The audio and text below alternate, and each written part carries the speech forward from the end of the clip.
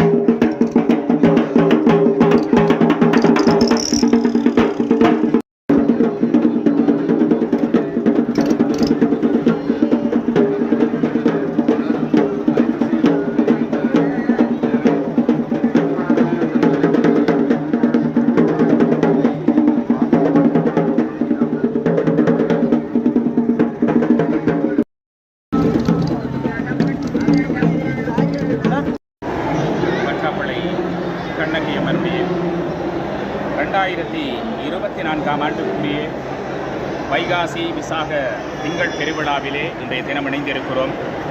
அருமையான இந்த இரவு பொழுது பல்லாயிரக்கணக்கான லட்சம் அடியவர்கள் இன்றைக்கு வட்டாப்பளை கண்ணகி அம்மன் ஆலயத்திலே குழுமியிருக்கிறார்கள். ஒரு பக்திமயமான சூழலை இந்த வட்டாப்பளையிலே நாங்கள் பார்த்த வண்ணம் இருக்கிறோம். காலை பொழுதிலிருந்து தம் நேர்த்தி கடன்களை நிறைவேற்றும் முகமாக பல்லாயிரக்கணக்கான லட்சம் அடியவர்கள் இன மத பேதமின்றி இந்த கண்ணகி வழிபாடு சிறப்பாக உள்ளவள நாட்டிலே இடம்பெறுகிறது. சொல்லுவார்கள், சிலம்பு குரலோடு ஆரம்பமாகிற இந்த கண்ணகி வழிபாடு அங்கே கண்டமெடுக்கின்ற முறைமையோடு உப்பு நீரில் விளக்கெரியின் உத்தம சுந்தரியாக வட்டாப்பளை கண்ணகி அம்மனுடைய அருப்பெரும் திருவருள் கைகூடியிருக்கிறது. அடியார்களே, காட்டாவிநாயகர் ஆலயத்திலே 7 நாட்கள் இந்த உப்பு நீரிலே விளக்கெறிந்து அதனுடைய பண்டம் எடுத்து வருகின்ற மரபோடு கண்ணகி அம்மனுடைய பொங்கல் விழா ஆரம்பமாகிறது. இந்த அன்னையினுடைய உப்பு நீரில் விளக்கெறிவதற்கு ஒரு தத்துவம் இருக்கிறது. முன்னொரு காலத்திலே இடைச்சுருவர்கள், மாடுமைக்கும் சுருவர்கள், இந்த இடம் அந்த காலத்திலே வட்டாப்பளை பிரதேசம் அடர்ந்த காடாக இருந்தது. அதனாலே அப்பகுதியிலே இருக்கிற இளைஞர்கள், சிறுவர்கள் இந்த பகுதியிலே வந்து மாடு மேய்ப்பது ஒரு வழக்காறு. அப்படி வந்து இந்த சிறுவர்கள் மாடு மேய்க்கிற பொழுதிலே ஒரு பாட்டி ஒரு நரைத்த தலையோடு விளவி வேடத்திலே இந்த கண்ணகி வந்து அவர்களை கேட்டால், எனக்கு நீண்ட தூரமாக நடந்து வந்திருக்கிறேன், களைக்கிறது, பசிக்கிறது, ஏதாவது தெரிவீர்களா என்று இடைச்சிறுவர்கள் சொன்னார்கள். நாங்கள் மாடு மேய்க்கிறோம், அந்தோ தெரிகிறது எங்கள் கிராமம், அங்கே போய் நாங்கள் எடுத்து வருகிறோம் என்று. ஏதாவது பொங்கி தெரிவீர்களா சாப்பிடுவதற்கு என்று கேட்டார். அதே போல் அந்த சிறுவர்கள் என்ன செய்தார்கள் என்று சொன்னால், ஓடிப்போய் பானை சட்டியை கொண்டு வந்து பொங்குவதற்குரிய தயார்படுத்தலை செய்தார்கள். வெண் அரிசி பொங்கலாக அம்பாளுக்கு வைத்து நைவேத்தியம் படைப்பதற்கு முனைந்த போது மாலை பொழுதை அண்மித்து விட்டது, இருள் கவிய விட்டது. எப்படி சமைப்பது என தெரியாமல் திணறிக் கொண்டிருந்த வேளையிலே இருட்டுக்குள் சமைக்க முடியாது. எனவே போய் எடுத்து வாருங்கள் உப்பு நீரை என்று கடல் நீரை காட்டினார்கள். அதை எடுத்து வந்து விளக்கு கொளுத்துங்கள் என்றால் குப்பி விளக்கு கொளுத்தினார்கள். திரியிட்டு அந்த விளக்கை கொளுத்திய போது அந்த விளக்கு எரிந்ததாகவும் செம்பிலே வைத்து திரி போட்டு எரித்தார்கள். அது எரிந்தது. அதனாலே அதை பார்த்தவர்கள் ஊரிலே ஓடி போய் சொல்வதற்கு முன்னர் அந்த நரைத்த கிழவி சொன்னார், பேன் கடிக்கிறது, ஒரு பார்ப்பீர்களா தலையே என்று. அப்போது பார்க்கிறோம் என்று அவர்கள் விரித்த தலையை பார்த்தபோது தலையிலே 1000 கண்கள் தெரிந்ததாகவும் அவர்கள் அதனை அதிசயித்து பார்த்தார்கள். உடனடியாக ஊருக்கு ஓடி போய் சொன்னார்கள். ஊரவர்கள் எல்லோரும் வந்த போது அது அந்த அவ்விடத்திலே இருந்த கிழவி மறைந்து விட்டார். எனவே இது வந்தது அம்பாள் என்று ஊரே உணர்ந்து கொண்டு அம்பாளுக்கு திருவருளை பொழியும் வண்ணம் வைகாசி திங்கள் வாரம் ஒரு நாள் வருவேன் என்று வாக்குரைத்து சென்றவள். அந்த வகையிலே இந்த வைகாசி விசாக பூரணை அடுத்து வருகின்ற அற்புதமான இந்த நல்ல நாளிலே, இந்த வைகாசி விசாகத்திலே, அதிலும் திங்கட்கிழமை சிறப்புக்குரிய நாளிலே அம்பாளினுடைய பொங்கல் விழா கோலாகலமாக இடம்பெற்றுக் கொண்டிருக்கிறது. அற்புதமும் அருளும் தரக்கூடிய உத்தம நாயகியாக கோடான கோடி அடியவருக்கு அருளுகின்ற அம்பாள் சிலப்பதிகாரத்திலே கூட அவளுடைய அற்புதங்களை எல்லாம் உலகறிய செய்திருக்கிறார். அந்த அளவுக்கு அருளோடு கூடிய தாயாக இருப்பவள். இந்த சிங்கள தேசத்தில் இருப்பவர்கள் கூட கண்ணகி வழிபாடை பத்தினி தெய்வம் என்று அவர்கள் வழிபாடுகள் செய்கிறார்கள். அது மாத்திரமல்ல, அங்கே பாண்டிய மன்னனுடைய நீதி பிழைத்து விட்டது என்பதை உணர்ந்த தாய் மதுரைதனை தீயிட்டு கொளுத்தி அங்கே சூரியனிடம் நீதி கேட்கிறாள். என் கணவனும் கள்வனோ என்று சூரியனை உதித்து வரும் சூரியனை என் கணவன் கள்வனோ என்று கேட்டு நீதி கேட்டு பாண்டிய மன்னனிடம் நீதி கேட்கிறாள். அங்கே நீதி கேட்ட கண்ணகி அங்கே நீதி பிழைத்து விட்டது, அறம் ஊற்று பிழைத்து விட்டது என்பதற்காக அங்கிருந்து ஈழவள நாடு வருகிறாள். வடபாலிலே வந்து 10 இடங்களிலே இருந்து 10வது இடமாக இந்த வற்றாப்பளை, 10 பளை என்று சொல்லுவார்கள். பளை என்றால் இடம். அந்த 10வது பளையாக இந்த வற்றாப்பளையிலே வந்து அற்புதமாக குடிகொண்டிருக்கிறாள். இந்த ஆலயம் அற்புதமாக அமைந்திருக்கிறது. கும்பாபிஷேக பெருவிழா கண்ட தலம். இன்று காலையிலே இருந்து பல்லாயிரக்கணக்கான லட்சம் அடியவர்கள் இந்த சன்னிதானத்தை நோக்கி வருகை தந்து கொண்டிருக்கிறார்கள். இது ஒரு பூர்வீகமான வரலாறை கொண்ட சன்னிதானம். பல்லாயிரக்கணக்கான லட்சம் அடியவர்கள் உப்பு நீரிலே விளக்கறிவது என்பது ஒரு அதிசயம் தானே.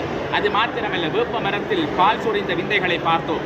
எத்தனை அடியார்கள் படையெடுத்து வந்து பக்திபூர்வமாக அந்த வேப்ப மரத்திலே பால் வடிந்த காட்சியை பார்த்தார்கள். வேப்ப மடவாளாக இருந்தாள். பனிச்சங்காயினாலே பரங்கியனை விரட்டி அடித்தவள். அவ்வளவு சிறப்பு மிக்கவளாக மரபு ரீதியான ஒரு பொங்கல் விழா இடம்பெறுகிறது என்றால் அது வற்றாப்பளையினுடைய தனித்துவம். அந்த நீர்வளம் பனிச்சங்காய் கதையை கூறுங்கள். நிச்சயமாக ஒருமுறை இந்த ஆலயத்தை இடித்து ஒழிப்பதற்காக பரங்கியன் இந்த ஆலயத்திற்கு வருகை தந்தார். போர்த்துகீசருடைய காலம். அந்த காலத்திலே இந்த ஆலயம் ஒரு பிரசித்தி பெற்ற ஆலயமாக இல்லை, ஒரு சாதாரண ஆலயமாக இருந்தது. அதை பார்த்தவர் இந்த ஆலயத்தை இடித்தொழிக்க வந்தபோது விக்கிரகங்களை திருடுவதற்கும் விக்கிரகங்களை இல்லாது ஒழிப்பதற்கும் புகுந்தபோதுதான் அங்கே பனிச்ச மரம் அங்கே முன்னுக்கு நின்று காத்திலே ஆடி அசைந்து கொண்டிருந்தது. என்ன செய்வது என்று தெரியாமல் அந்த பனிச்சங்காய்கள் அவனை விரட்டி அடித்ததாக வரலாற்றினுடைய கதையில் அது நீண்டதொரு கதை. அதனை சுருக்கமாக சொல்லியிருக்கிறேன் என்று சொன்னால் நேரம் போதாது. ஆனால் அதனுடைய விரிவாக்கத்தை மீண்டும் நாங்கள் நுறதொரு காணொலியிலே உங்களுக்கு திரையிருக்கிறோம். ஏனென்று சொன்னால் அவ்வளவு தூரத்துக்கு தனித்துவமான ஒரு பனிச்ச மரம் இன்றைக்கும் இது ஆலயத்தினுடைய தலைவிருட்சமாக இருக்கிறது. முன்னொரு காலத்திலே கதிர்காமம் செல்பவர்கள் எல்லாம் இந்த பாதையினூடாக வந்து காலையிலே வழிபட்டி விடுகின்ற ஒரு மரபு இருக்கிறது. அதை விட 12 மணிக்கு பொங்கல் விழா கோலாகலமாக மட்பாண்டத்திலே பிரதான பூசாரி அங்கே ஆடி ஆனந்தமாய் 5 பானை பொங்கல்கள் இங்கே வைக்கப்படும். ஒவ்வொருவருக்குமான பொங்கல் பானைகளாக அந்த பொங்கல் பானை இருக்கும். அது ஒரு சிறப்பை தரக்கூடிய பொங்கல் வழிபாடு. அது மாத்திரமல்ல, அங்கு பொங்கல் பானையில் சுற்றப்படுகிற நூல் அங்கே பூசாரியாடினாலே வளைத்து சுற்றப்படும். ஆனால் அந்த நூல் பொங்கல் பானை வைத்து அடுப்பிலே தீயிலே அந்த பொங்கல் வேகுகிற போது அந்த நூல் எந்த காரணம் கொண்டு எரிந்து கொள்ளாது. அது அவ்வளவு அந்த பொங்கல் பானையை சுற்றி அந்த நூல் இருக்கும். அதுதான் அம்பாளினுடைய அற்புதத்தில் அடுத்தது. அதைவிட கிணறு, அம்பாளுடைய கிணத்திலே இருந்த நீர் மேலெழுந்த காட்சி பலரையும் வியக்க வைத்தது. இப்படி நாளொரு வண்ணம் பொழுதொரு வண்ணமாக அம்பாளினுடைய அற்புதம் நாளுக்கு நாள் அதிகரித்துக் கொண்டிருக்கிறது. அவள் பத்தினி தெய்வமாக, பார்வோற்றும் தெய்வமாக கும்பாபிஷேக பெருவிழாவை கண்ட தாயை பல்லாயிரக்கணக்கான லட்சம் அடியவர்கள் இந்த சன்னிதானத்திலே வந்து வழிபாடுகளை செய்து தங்கள் நேர்த்தி கடன்களை நிறைவேற்றும் முகமாக நேற்று முன்னைய நாட்களில் எல்லாம் இந்த ஆலயத்தை நோக்கி வன்னி பிராந்தியத்திலே இருந்து பலர் பாத யாத்திரையாக வந்த காட்சியை பார்த்தோம். கையிலே வேப்பம் பத்திரியை கையிலே தாங்கியவாறு நெடுகு வீதியிலே பாதணிகள் என்று நடந்து வந்த காட்சியை கூட நாங்கள் பார்த்திருக்கிறோம். அவ்வளவு தூரத்துக்கு அற்புதத்தை பெறக்கூடியவள், ஆனந்தத்தை பெறக்கூடியவள், கண்ணகியாக, உலகறிந்த தாயாக, எங்கள் பத்தினி தெய்வமாக இந்த கண்ணகியினுடைய வழிபாடு இருக்கிறது. தொன்மையும் வரலாறும் சொல்லக்கூடிய எங்கள் அற்புத தேவையை இந்த நல்ல நாளிலே நாங்களும் பணிந்து வாழ்வில் இன்பமயமாக வாழ்வோம். இந்த காணொளியின் ஊடாக பின்னூட்டத்திலே வருகிற காணொளிகளின் மீது நீங்கள் பார்த்து ஆனந்தமாக அன்னையினுடைய அருளிலே நீங்களும் துளைத்து மண்ணில் நல்ல வண்ணம் பாட உங்களை நாங்களும் வேண்டிக் கொள்கிறோம். என்றும் உங்கள் நேர்முக வர்ணனையாளர், உங்களில் ஒருவனாய் அல்வாயூர் நேசன். வணக்கம். நன்றி நேசன். வணக்கம். வணக்கம்.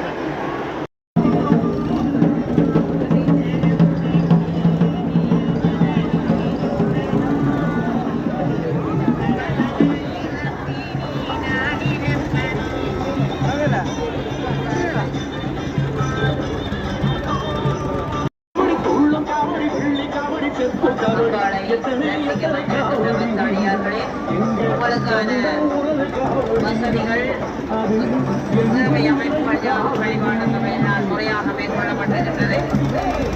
ஆலயத்தின்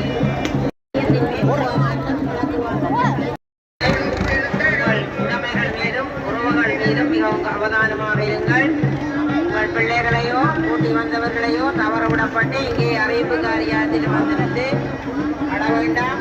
எனவே உங்களோடு வந்தவர்களை மிகவும் கண்காணிப்பாக உங்கள் அருகிலேயே வைத்துக் கொள்ளுங்கள். உங்கள் தங்க நகைகளை நீங்களே பாதுகாத்துக் கொள்ளுங்கள். திருடர்கள்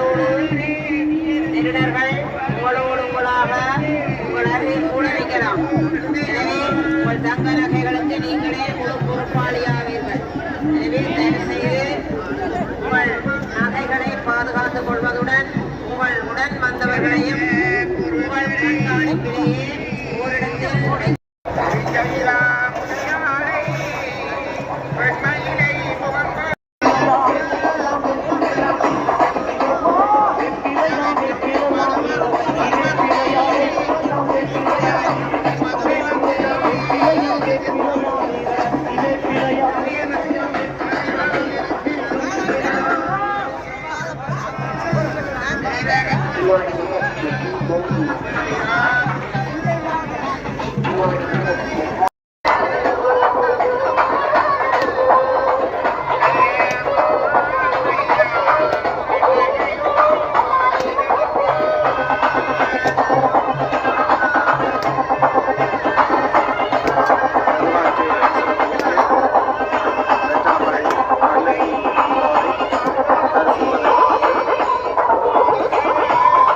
மீண்டும் மீண்டும் அன்பாக கேட்டுக்கொள்கின்றோம்.